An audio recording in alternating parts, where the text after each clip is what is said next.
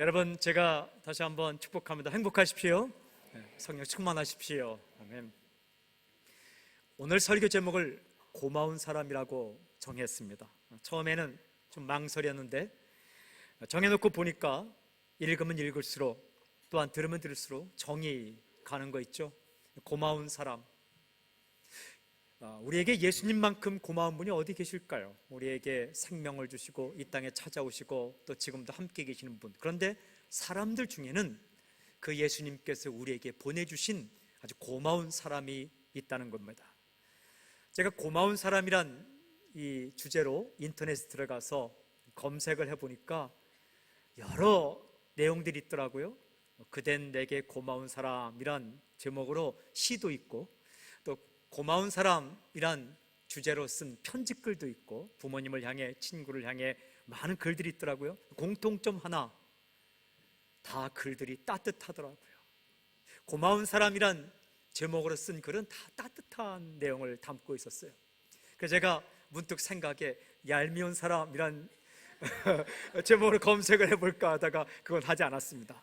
그건 10중 8구 분명히 아주 좀 힘든 기억들, 어려운 기억들, 분한 기억들을 써놨을 겁니다. 사람이 어떤 질문을 하는가에 따라서, 어떤 생각을 가지고 살아가는가에 따라서 생각이 좌우되더라고요.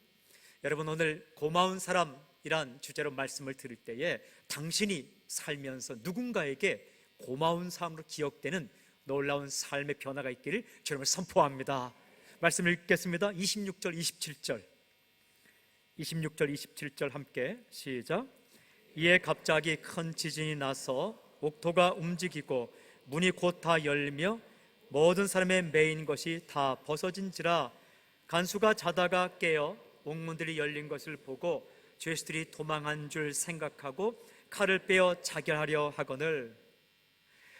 빌립보 감옥 안에서 기도 소리가 났습니다. 또 찬양 소리가 울려 퍼졌습니다. 바울과 실라가 한 기도와 찬양 소리죠. 그날 밤 그들은 감옥 안에서 예배자였습니다. 그런데 갑자기 큰 지진이 일어나게 되었습니다. 옥토가 흔들리게 되었고 문 빗장이 풀렸고 죄수들을 얽매고 있던 쇠사슬이 풀려나가게 되었어요. 뭐든지 일은 갑자기 되는 겁니다.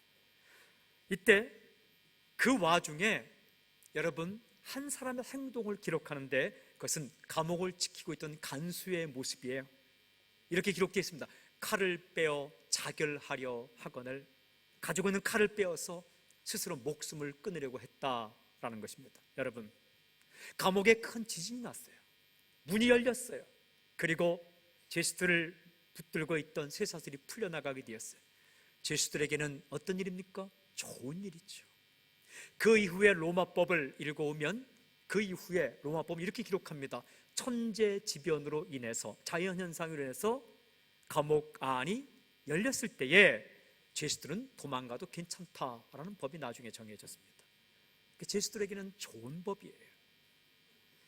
그리고 좋은 일이 일어났어요. 그냥 도망치면 형벌이지만 좋은 일이 일어났어요. 그런데 여러분, 이 순간에 죽을 생각을 하는 한 사람이 있었다는 거예요. 간수. 로마법에 따르면 죄수가 그냥 도망가면 그 간수는 죄수가 받을 형벌을 대신 받아야 된다, 이런 법이 있는 거예요. 칼을 빼어 죽으려고 하는 거예요.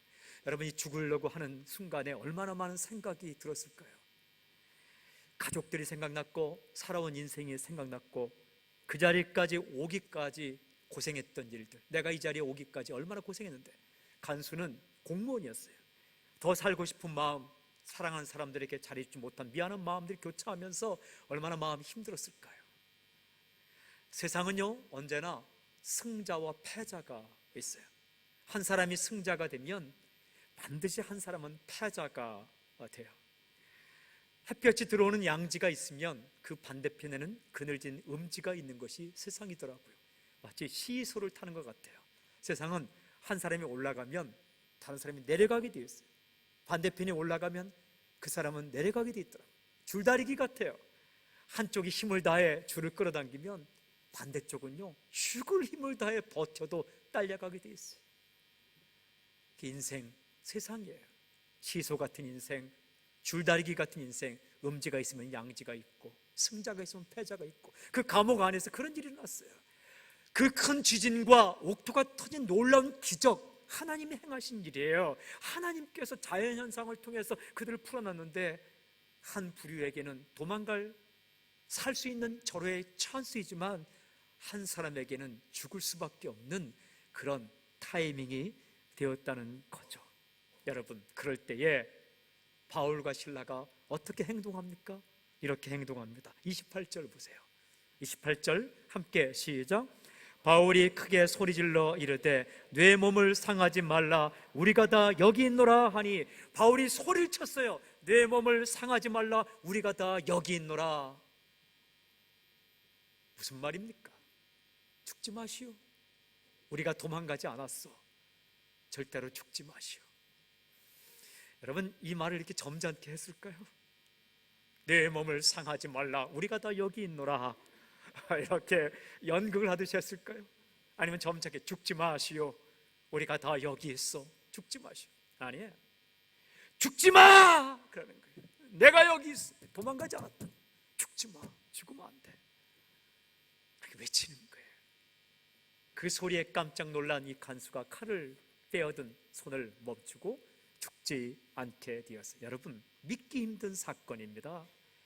지진이 나서 감옥터를 움직이고 문이 열렸다는 것도 믿기 힘든 사건이지만, 더 놀라운 것은 도망칠 수 있는 절호의 기회인데 도망치지 않고 감옥 바깥을 선택지 않고 감옥 안에 남기로 선택한 이 바울의 선택, 실라의 선택은 믿기 힘든 사건이에요. 세상 살아가는 사람들이 어떻게 이렇게 그런 선택을 하겠어요? 바울과 실라도 짧은 시간 동안 얼마나 많은 고민을 했을까요? 도망칠 것인가, 남을 것인가? 감옥 바깥이냐, 감옥 안쪽이냐? 감옥 안에 남기로 결정을 했어요.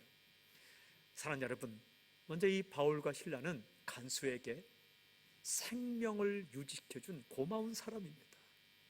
바울과 실라가 도망치고 나면 나 혼자 잘 살자고, 나 혼자 도망치자고 갔으면 간수는 죽임을 당하는 거죠. 두고두고 간수에게는 이 바울과 실라가 아주 고마운 사람이에요. 육신적인 생명을 보존시켜준 고마운 사람. 여러분, 다른 사람을 배려하는 것, 이것을 윤리라고 합니다. 에틱. 윤리가 무엇입니까? 나만 혼자 사는 것이 아니라 다른 사람을 배려하는 것을 윤리란 말이에요. 장사를 해도 기업 윤리가 있는 거예요.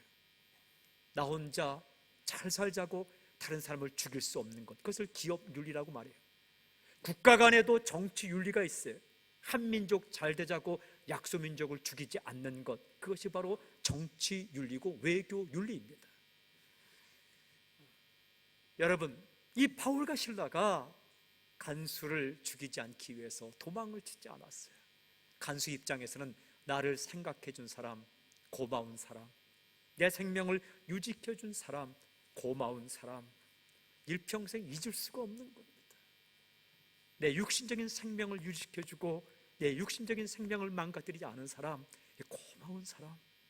저는 선포하고 축복합니다. 예수님 믿는 여러분, 그리스도의 제자 여러분, 하나님의 백성인 여러분, 다른 사람의 육신적인 생명과 인생을 파멸시키지 않는, 보호해주는 고마운 사람을 기억되는 여러분이 되시길 주님을 선포합니다.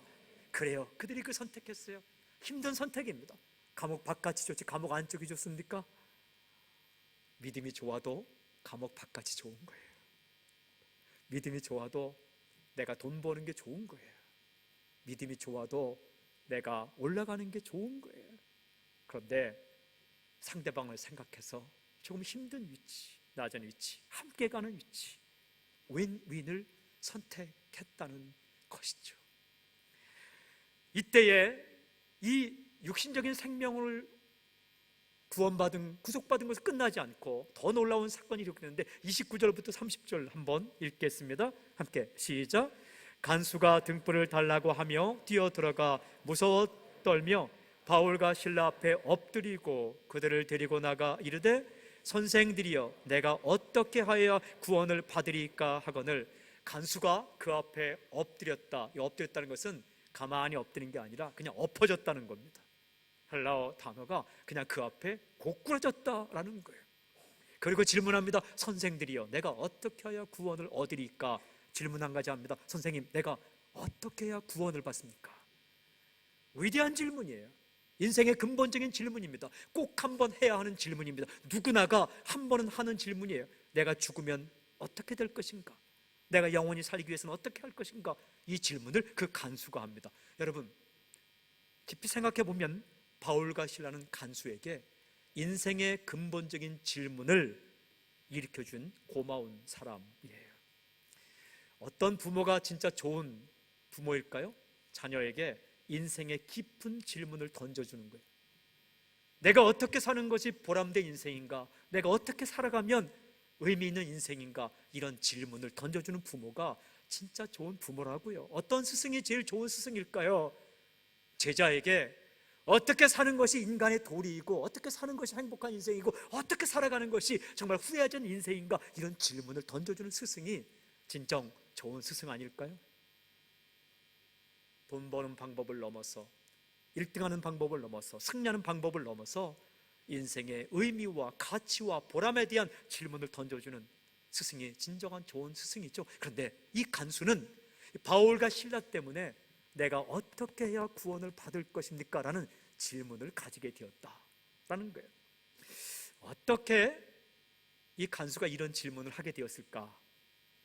본문을 면밀히 살펴보면 두 가지예요. 첫째는 바울과 실라가 하는 말을 통해서 구원에 대한 질문을 가지게 되었어요. 바울과 실라가 들어와서 기도하고 찬양했죠. 어떤 기도하고 찬양했을까요? 구원을 찬양하고 구원을 기도했겠죠. 또한 이들이 와서 간수를 만났을 때, 예수 만났을 때 무슨 얘기했을까요? 예수님 믿으십시오, 이렇게 했겠죠. 그 당시에 로마법에 따르면 간수와 제수가 함께 다녔어요. 이렇게 한쪽 줄은 간수 손에 묶고 한쪽 줄은 제수 손에 묶고, 요즘 수갑을 형사가 하나 차고 그 다음에 제수가 하나 차고 이렇게 하는 것처럼 화장실 갈 때도 같이 가야 돼요. 괜히 풀어놨으면 풀어놓으면 도망가기 때문에. 그러니까 바울이 계속 붙어 다닐 때 무슨 얘기 했을까요? 예수 믿으세요. 이렇게 하는 거죠. 짧은 시간이지만 구원에 대한 이야기를 한 거죠. 또 한 가지는 그들의 삶을 통해서 질문을 던진 거죠. 그럼 감옥 안에 있으면서도 기도하고 찬양하는 바울과 실라의 모습 가운데 간수는 고민에 빠졌을 거예요. 저들은 누구기에, 누구를 믿기에, 어떤 사람이기에 감옥 속에서 매 맞으면서도 노래할 수 있을까? 또한 도망을 쳐도 되는데 도망을 치지 않는 모습을 보면서 저들은 왜 도망을 치지 않고 나를 살려준 것일까? 삶을 통해 질문을 가지게 되는 거죠. 대부분의 모든 사람들의 인생의 목표는 survival, 생존입니다. survival, 살아남는 것. 그런데 이 바울과 실라를 보니까 살아남는 것, 도망치는 게 아니라 revival, 누군가를 회복시키는 것, 살리는 것이 인생의 목적이란 말이에요. 여러분, 감옥 안에 일어났던 수많은 사건 가운데 무엇이 가장 충격적인 사건일까요? 지진이 일어난 것? 지진이 일어난 것보다, 감옥문이 열린 것보다, 쇠사슬이 풀린 것보다 더 충격적인 것은 바울과 실라의 인품이었어요. 인격이었어요. 도망칠 수 있는데 도망치지 않은 것, 매 맞는데 찬양할 수 있는 것, 억울한 일을 당하는데 낭망하지 않고 불평하지 않는 것, 그들의 인격과 인품은 강도 7, 8, 9의 지진보다 더 놀라운 강도로 간수의 마음을 흔들었더라고요. 말을 통해, 행동을 통해 간수의 마음 가운데, 인생 가운데 나는 어떻게 해야 구원을 받지? 나는 어떻게 해야 저들처럼 인생을 살지? 이런 질문을 던져 주었습니다. 그런데 참 신기한 본문이 하나 있어요. 성경 보니까 27절에 간수가 자다가 깨어 그런 질문을 했다라고 기록해요. 뭐 하다가요? 제가 어려운 질문 했나요? 자다가 깨어서 그런 위대한 질문을 했어요. 어떤 사람들은요, 열심히 책 읽다가도 그런 질문 못해요. 근데 이 사람 잠자다가 깨어서 그런 위대한 질문, 내가 어떻게 해야 구원을 얻으리까? 이런 질문을 했어요. 어떻게 이 사람은 자다가 깨어서 이런 기가 막힌 질문을 했을까? 먼저는 이 사람이 계속 잔 건 아니죠. 깨어있다가 잠을 잔 거겠죠. 지진이 났는 그 순간에 잠을 잤죠. 근데 그 전에는 뭐 했을까요? 바울이 기도하고 찬양하는 것을 들었겠죠. 또 바울과 신라가 한순간 기도하고 찬양하는 건 아니겠죠. 우리처럼 1절, 2절, 3절 끝 그렇게 한 거 아니죠. 계속해서 찬양하고 기도했죠. 여러분, 사람들은요 다 보고 있습니다. 사람들은 다 듣고 있어요. 여러분이 뭐 하는 사람인가, 뭘 위해 사는가, 무엇에 목숨을 거는가 다 보고 있어요. 그냥 모르는 척 할 뿐이죠. 자녀들도요, 우리 부모님이 무엇을 위해 사는가, 무엇에 목숨 거는가 다 알고 있어요. 우리 부모님이 누구를 믿는가 다 알고 있어요. 북녘 땅에 우리가 식량을 가져다 주고 또한 의료기기를 가져가서 도와주고 빵을 주고 국수를 주죠. 놀라운 사실은요, 그분들이 다 알고 있대요. 이거 교회에서 주는 것이디요 라고 말하지는 않지만 다 알고 있대요. 그래서 제가 또 소식을 들었는데 갔더니 우리 다 알고 있어요. 거기 무슨 교회 십자가 그리지 않아도 다 알고 있대요. 사람이 다 보고 있어요. 다 알고 있어요. 이 간수는 그걸 다 보고 있었던 거예요. 그러면 여러분, 낙심하지 마십시오. 우리의 가족이 자는 것 같아도 당신이 가족을 위해 기도하는 거 다 보고 있어요. 다 알고 있어요. 실눈 뜨고 다 보고 있다고요. 그러므로 선을 행하되 절대 낙심하지 마세요. 기도할 때 낙심하지 마세요. 갈라디아서 6장 9절에 우리가 선을 행하되 낙심하지 말지니 포기하지 아니하면 때가 이름에 거두리라 말하지 않았어요. 그리고 보채지 않았어요. 그런데도 간수는 그 마음 가운데 충격적으로 나는 어떻게 해야 영생을 얻을까, 내가 구원 얻을까 질문을 받게 되었다. 얼마나 고마운 사람이에요. 바울과 신라는 간수의 가슴 가운데 인생의 중요한 질문을 던져 주었다. 여러분, 당신도 누군가에게 인생의 깊은 질문, 영생에 대한 질문, 진정한 행복에 대한 질문, 구원에 대한 질문, 천국에 대한 질문을 말을 통해서, 삶을 통해서 던져주는 진정 고마운 사람이 되길 저는 선포합니다. 그런데 이 바울과 신라가 질문으로 끝나지 않았어요. 다음 말씀을 보세요. 여러분, 31절 32절 함께 읽을까요? 31절 32절 시작. 이르되 주 예수를 믿으라 그리하면 너와 네 집이 구원을 받으리라 하고 주의 말씀을 그 사람과 그 집에 있는 모든 사람에게 전하더라. 31절 32절만 제목 붙여주면 빌립보 감옥에서의 전도 집회예요. 우리 이웃사랑 대축제 1년에 한 번씩 하지 않습니까? 그보다 위대한 집회가 여기 있어요. 전도 집회를 하게 됐어요. 누가? 간수와 그 식구들이 다 모였어요. 그런데 이 바울이 설교를 하는데 기가 막힌 설교합니다. 주 예수를 믿으라 그리하면 너와 네 집이 구원을 얻으리라. 예수님을 믿으십시오. 그러면 구원을 받게 됩니다. 예수님 믿으십시오. 그러면 후회하지 않는 인생을 살게 됩니다. 예수님을 믿으십시오. 그러면 천국 가게 됩니다. 혹시 오늘 이 자리에 처음 오시거나 오신 지 얼마 안 되셨거나 오래 다녔더라도 아직 예수 믿지 않는 분이 있으면 복잡하지 않습니다. 예수님을 믿기로 결정하세요.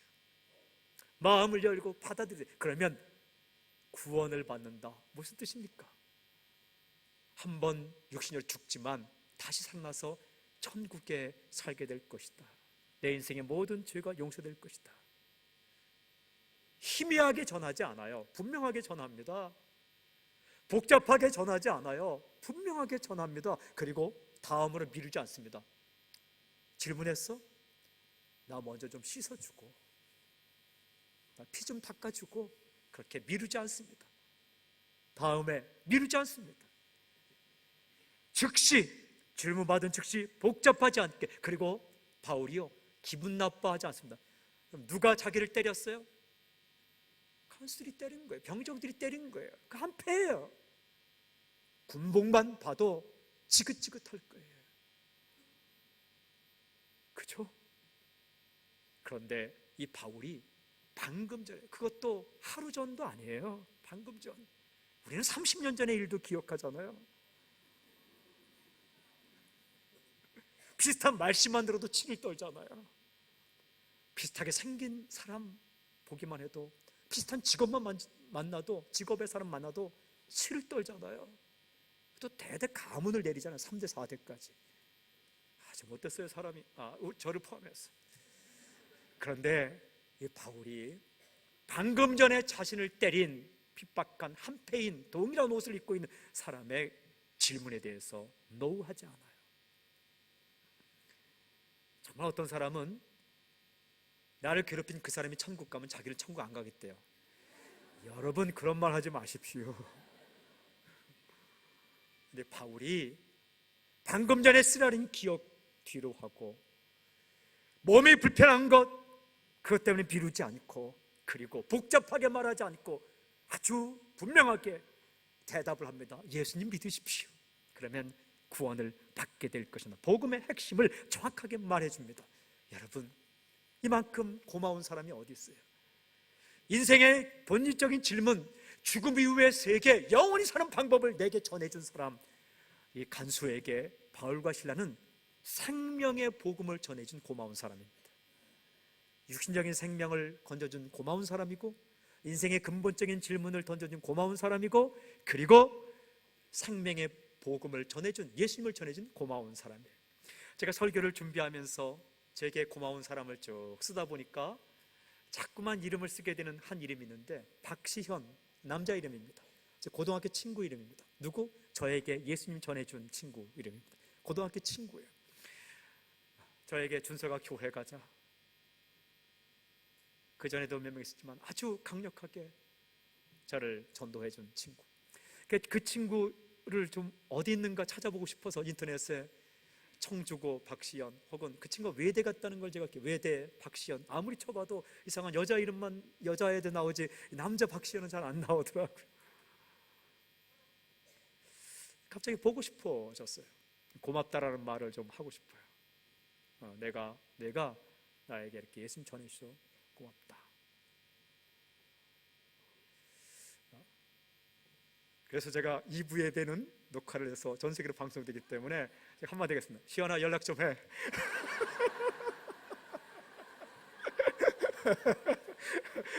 양해하시고, 마치 보고 싶다 친구야 뭐 그런 게 있으면 나가고 싶은 마음이.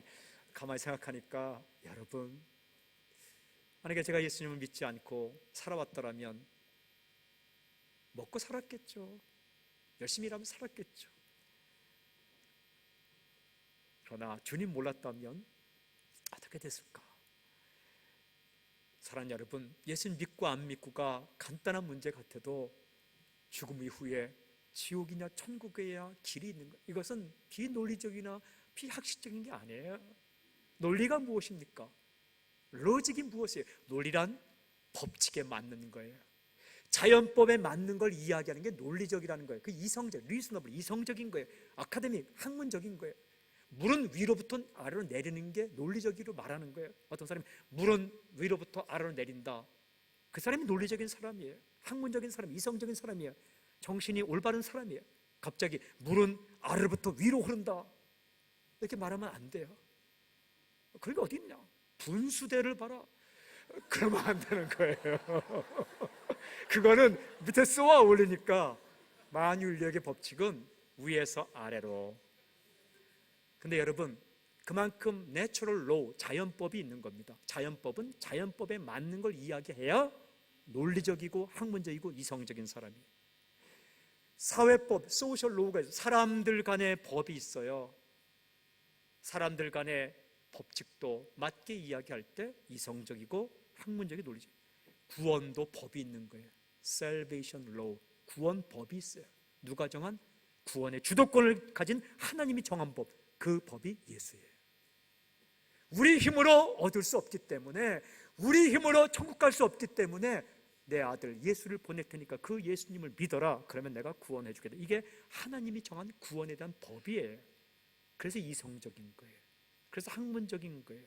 그래서 여러분, 합법적인 거예요. 논리적인 거예요. 왜? 결과가 있으니까. 자연과학을 연구한 분 계십니까? 어떤 시어리, 이론도 이펙트, 결과가 나오는 이론이 진짜 이론이에요. 모든 건 가설이에요. 하이파서스, 가설이에요. 그럴 것 같다. 그 가설을 세워놓고 실험을 했는데 결과가 나오지 않으면 그것은 이론이 아니에요. 진리가 아니에요. 그것은 가설일 뿐이에요. 그렇다는 이야기일 뿐이에요. 구원에 관해서 다른 길로 가보세요. 영생의 결과가 있는가? 없어요. 구원에 관해서는 예수 그리스도 하나님이 정하신 길을 따라가야 영생이란 결과, 이펙트가 있기 때문에 그것은 진리입니다. 그래서 논리적이고 학문적이고 이성적인 거예요. 여러분, 예수 믿는 것은 비이성적인 게 아니에요. 그 진리를 나에게 가르쳐준 그 친구가 보고 싶더라고요. 사랑하는 여러분, 두고두고 간수에게 이 바울과 실라는 고마운 사람이에요. 고마운 사람이에요. 사랑하는 여러분, 저는 우리 새순교회가 아직도 예수님 모르는 선교지의 사람들에게 고마운 교회가 되기를 주님을 선포합니다. 흩어진 한민족, 대한민국의 700만 디아스포라 한민족이 모든 민족에게 고마운 민족이 될 수 있기를 바랍니다. 그리고 당신이 누군가에게 고마운 사람이 되기를 바랍니다. 생명의 소식을 전해준 사람. 그래요.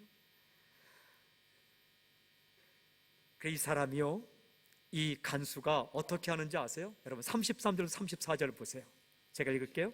그 밤 그 시각에 간수가 그들을 데려다가 그 맞은 자리를 씻어주고 자기와 그 온 가족이 다 세를 받은 후 그들을 데려다가 자기 집에 올라가서 음식을 차려주고 그와 온 집안이 하나님을 믿음으로 크게 기뻐하니라. 간수와 가족들이 다 예수 믿었어요. 이 말씀 가운데 주 예수를 믿으라 그리하면 너와 내 집이 구원을 받으리, 이 말은 너 한 사람이 믿으면 네 가족들은 함께 구원받게 해주겠다, 이런 말이 아니에요. 치맛자락 붙잡고 천국 가는 게 아니에요. 구원은 개인적인 겁니다. 퍼스널해요. 무슨 뜻이냐? 주 예수를 믿으라 그래야면 너와 네 가족들 누구나 믿는 사람은 구원을 받을 것이다. 누구든지 그 얘기예요. 이 간수가 예수 믿고 나니까 고맙잖아요. 그 어떻게 합니까? 바울과 실라를 데리다가 그 맞은 곳을 다 씻어줬습니다. 그리고 밥상을 차려줬어요. 음식을 차려주었어요. 자기를 때린 사람이 예수님 전해줬다고 밥상을 차려주는 거예요. 땡큐로 표현은 고맙다고 표현할 때 바울이 그 밥을 먹으면서 울었을 거 아니에요. 저는 이 본문 읽으면서 간수가 이 고마움을 표현하는 거예요.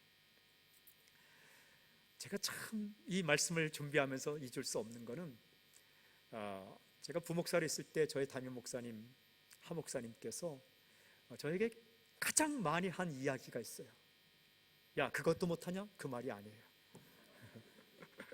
그 말이 아니에요. 이것 좀 해. 그 말이 아니에요. 어떤 말을 가장 많이 했냐면, 하셨냐면 세 글자예요. 고마워. 고마워. 이렇게 병원에 계실 때 보고 싶어서 이제 가죠. 왜 왔어? 하시면서 고마워. 주사를 이렇게 해서 고마워. 그 생각이 참 나더라. 고마워. 또 어떨 때는 식사를 하실 때 전화를 걸어 저를 불러요. 제가 은사 가운데 한 가지는 밥을 맛있게 먹거든요. 금방 먹어서 또 먹을 수 있거든요. 그래서 탕수육과 자장면을 드시고 싶을 때 갑자기 부르세요. 한 2시 넘으셔서 불러요. 그러면 2시 때는 식사를 했잖아요. 식사하지 않았어? 예, 먹었습니다. 그래도 올 수 있어? 예, 가죠. 벌써 저는 그때 키를 들고 나가는 거죠. 제 성격상. 그래서 가서 그 맛있는 탕수육과 자장면을 먹죠. 짬뽕도 함께 시켰어요. 먹을 때 계속 고민이, 자장면을 먹을 짬뽕 먹을까? 그게 고민이에요. 고민하지 마십시오. 2개 다 드시면 됩니다. 그래서 이제 먹죠. 그런데 그때도 목사님이 하시는 말씀이 고마워. 고마워. 뭐가 고마워요? 제가 고맙죠. 돈도 그분이 내실 때 밥 사주고 고맙대요. 고마워요. 중요한 일이 있다가 댁에 들어가시는데 제가 밤늦게까지 뭐 조금 도와드린 것도 아니죠. 저에게 베푼 사랑에 비하면 아무것도 아니어서 이렇게 해드렸는데 고마워. 그래서 들어가시더라고요. 이렇게 들어가셔서 예, 이렇게 들어가세요 했는데 갑자기 돌아오더니 또다시 고마워. 그랬더니 주머니에 부석부석 뭘 꺼내시더니 저를 이렇게 주시더라고요. 제가 받아보니까 돈인 거예요. 돈. 그러면서 고마워. 그러면서 또 들어가시더라고요. 그래서 펴보니까 적은 돈이 아니었어요. 제가 돌려주지 않았어요. 근데 제가 그걸 받아들이고 한참을 제가 서 있었어요. 이분의 마음 가운데 뭐가 그렇게 부목사가 고마울 리가 뭐 있겠어요. 여러분, 인생의 선배의 눈에는 후배가 부족한 것뿐이 더 있겠어요. 우리 교회 부목사님들이 그렇다는 게 아니고 담임 목사님 볼 때 부목사님들이 얼마나 미흡하기도 하겠어요. 절대 그거 아닙니다. 근데 그렇게 키워주고 또 잘해주고 하면서 뭐 이렇게 고마운지 모르겠어요. 근데 고마워 이렇게 말씀하신 거 보면서 이분이 사람을 만날 때는 고마운 것을 기억하는구나. 사람은 두 종류가 있어요. 얄미운 사람을 기억하는 사람이 있고 고마운 사람을 기억하는 사람이 있어요. 대중가를 쳐보니까 얄미운 사람이란 그런 가사가 나오더라고요. 인생은 그러면 안 돼요. 고맙고. 사랑하는 여러분, 저는 여러분이 참 고맙습니다. 이렇게 설교를 들어서 잘 들어주신 게 얼마나 고마워요. 고개 돌리지 않고. 그리고 성도가 있어야 목회자도 존재 이유가 있는 거 아니겠습니까? 자식도 고마운 존재입니다. 그리고 스승도 고마운 존재입니다. 이 감옥 안에서 그런 참 사람을 생명을 생각해서 도망가지 않고 그리고 그에게 질문을 주고 그리고 대답을 해주면서 그걸 또 은혜를 받은 사람도 땡큐 하고 있는 거예요. 이게 크리스천의 삶이에요. 이게 교회예요. 이것이 바로 가정입니다. 오늘 댁에 돌아가시면 자식들에게도 고마워 이렇게 말 한마디 하세요. 자식이 있어서 여러분이 부모가 된 거예요. 아무리 나이가 먹어도 부모는 안 돼요. 그리고 부모님께 고마움을 표현하세요. 그리고 함께 있는 사람에게 고맙다고 표현하세요. 1부 때는 예배 설교 끝나고 했는데 그래도 하여튼 정말 제가 먼저 고맙습니다 이렇게 고마워 반말하면 안 되니까 옆 사람에게 한번 고맙습니다 이렇게 한번 하세요. 이렇게 한 번만 더 하는데 이렇게 가족이 있다면 손을 잠깐 살짝 살포시 잡고 가족이 있다면 고맙습니다 한 번만 더 하세요. 이렇게. 예, 그래요. 그런데 오늘 이 말씀이 여기서 끝나면 되는데 신기하게 이 뒤에 기록이 있더라고요. 도대체 이 기록은 왜 있는가? 깊은 의미가 있습니다. 35절부터 39절 함께 읽을까요? 함께 시작. 날이 새매 상관들이 부하를 보내어 이 사람들을 놓으라 하니 간수가 그 말대로 바울에게 말하되 상관들이 사람을 보내어 너희를 놓으라 하였으니 이제는 나가서 평안히 가라 하거늘 바울이 이르되 로마 사람인 우리를 죄도 정하지 아니하고 공중 앞에서 때리고 옥에 가두었다가 이제는 가만히 내보내고자 하느냐? 아니라 그들이 친히 와서 그들을 데리고 나가야 하리라 한데 부하들이 이 말을 상관들에게 보고하니 그들이 로마 사람이라 하는 말을 듣고 두려워하여 와서 권하여 데리고 나가 그 성에서 떠나기를 청하니. 참 희한한 기록이에요. 날이 밝았습니다. 상관들이 부하를 보내어서 바울과 실라에게 말하는 거예요. 무슨 명령? 석방 명령을 내렸습니다. 간수가 기뻐 달려갔습니다. 성경에 보면 바울에게 말합니다. 실라에게 말합니다. 너희를 놓으라 하였으니 이제는 나가서 평안히 가라. 너희를 놓으라고 석방 명령이 내렸으니 이제는 나가서 평안히 가라. 그런데요, 바울이 이렇게 말합니다. 성경 그대로요. 로마 사람인 우리를 죄도 정하지 아니하고 공중 앞에서 때리고 옥에 가두었다가 이제는 가만히 내보내고자 하느냐? 아니라 그들이 친히 와서 우리를 데리고 나가야 하리라. 그 당시에 로마 사람을 판결하지 않고 가두면 중벌이에요. 최고 사형죄에 해당돼요. 또한 중요한 것은 어떤 경우에도 로마 사람을 때리면 안 돼요. 때리면 중벌이고 심할 경우에 사형죄에 해당돼요. 바울이 그 말 하는 거예요. 로마 사람이 우리를 때렸는데 그냥 내보내면 안 되지. 상관들이 와서 우리를 데리고 에스코트해서 나가야지. 그럼 이렇게 점잖게 말하지만 쉽게 번역하면 이런 말입니다. 우리 로마 사람이야. 아니, 판결이 나기 전에 사람들 앞에서 우리를 때리고 옥에 집어넣더니 이제는 슬그머니 내보내고자 해? 이건 아니지. 그런 얘기예요. 명령권자가 직접 와서 공식적으로 우리를 데리고 나가야지, 사적으로 오지 않고 공식적으로 와서 우리를 데리고 나가요. 명령권자가. 여러분, 예상 밖의 반응이에요. 이 사람이 바울인가요? 우리가 경험한 바울과는 다르잖아요. 왜 그렇게 반응했을까요? 기분 나빠서? 아닙니다. 기분 따라 사는 사람이 아니었어요. 로마 사람인 것을 자랑하기 위해서? 그건 더더욱 아닙니다. 자랑하기 위해 사는 사람이 아니었어요. 그럼 이 기록은 별 볼 일 없이 그냥 기록한 겁니까?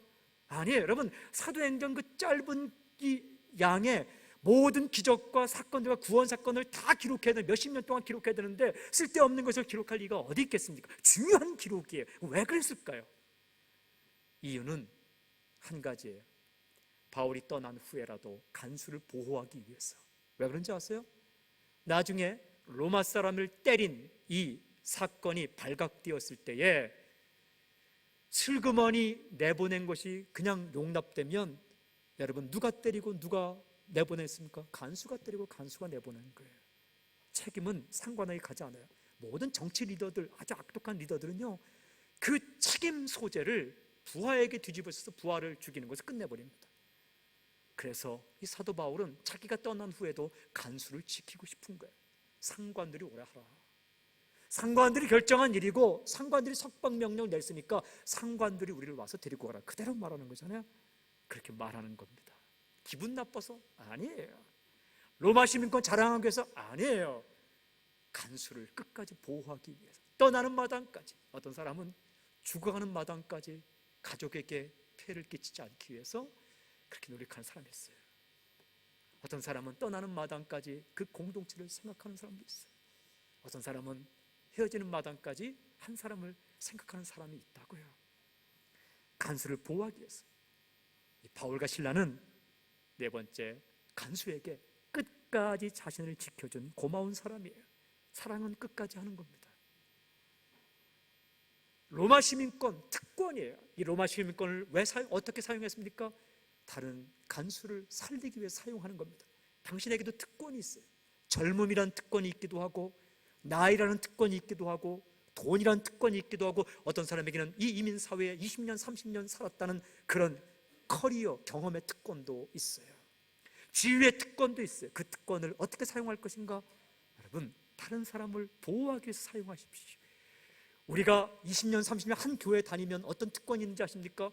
어디에 주차하면 잘할 수 있을까 아는 노하우의 특권도 있어요. 그것도 누굴 위해요? 다른 사람을 위하여 그 자리를 포기하는 것. 그게 사랑이에요. 왜 우리가 교회를 짓나요? 여러분, 그 교회를 지어서 뭐 하겠어요? 빌려주고 제공하고, 어려운 사람, 힘든 사람, 다민족 공동체에도 빌려주고, 다음 세대 빌려주고, 그들이 와서 의자를 부서뜨리면 우리가 또 사놓고. 제일 불행한 교회가 어떤 교회인지 아십니까? 의자 사놓고 100년씩 가는, 100년씩 가는 교회예요. 하도 앉을 사람이 없어서 못 앉게 해서. 제일 행복한 교회가 어떤 교회입니까? 의자를 사놓았는데 1년밖에 안 가는 교회예요. 부서뜨린 게 아니라 하도 수많은 사람이 앉았다 일어나서.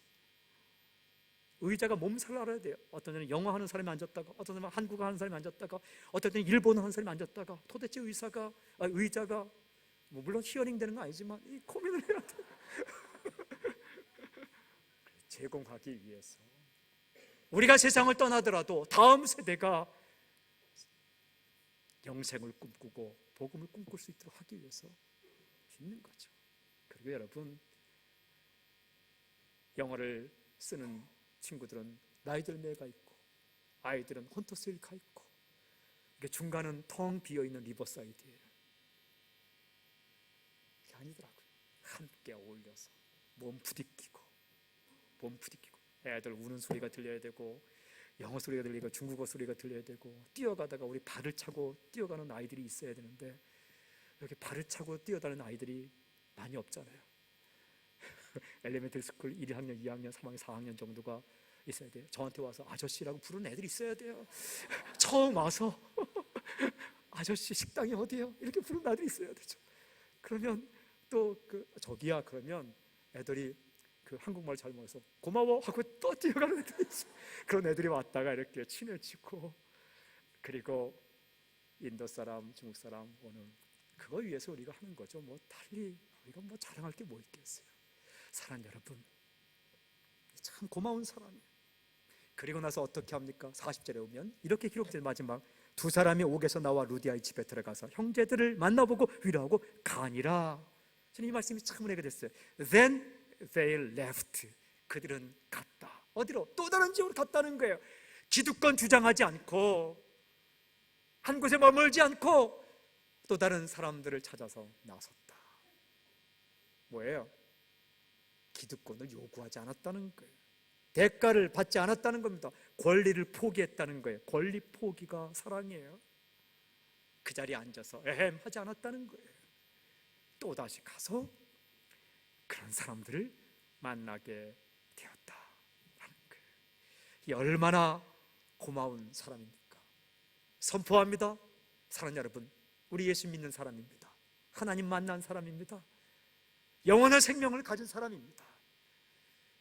누군가의 육신적인 생명을 살리기 위해 우리 불편함을 감수하는 사람, 그리고 인생의 귀한 질문을 던져줄 수 있는 사람, 그리고 인생의 귀한 질문에 대한 대답을 줄 수 있는 사람, 그리고 떠나는 그 마당까지 권리를 주장하지 않고 권리 포기하며 다른 사람을 살려주는 사람, 누군가 우리를 기억할 때에 참 고마운 사람 기억할 수 있는 그런 사람으로 살아가는 놀라운 은혜가 있기를 주의 이름으로 선포합니다. 기도하겠습니다.